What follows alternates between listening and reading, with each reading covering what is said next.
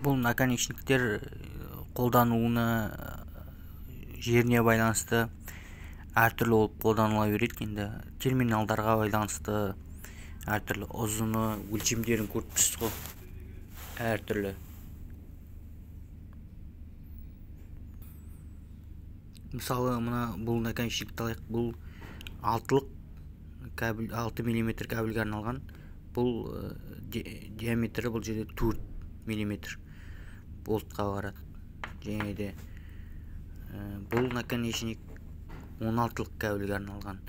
Бұл жердегі заты, дөңгелек тесігі 10 мм.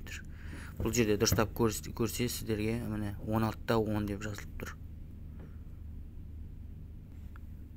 Бұл штирковой трубочный наконечниктер жалпы 0,5-тен басталады размерлері. Және де бұл 0,75, 1,5 және де тап солай жоғары реттілікпен кете береді. Бұл наконечниктердің әртүрлі түстері бар, және де ақ, әртүрлі қара секілді. Бұлардың бір ескере кететін жай, түстерімен берілгенде түстер қайталанады. Мысалы дейтін 0,5-тен 10 мм-ге дейін түстер болса, сол түстер 16-дан бастап кейін үлкейген сайын 95-120 болғанда да қайталануы мүмкін.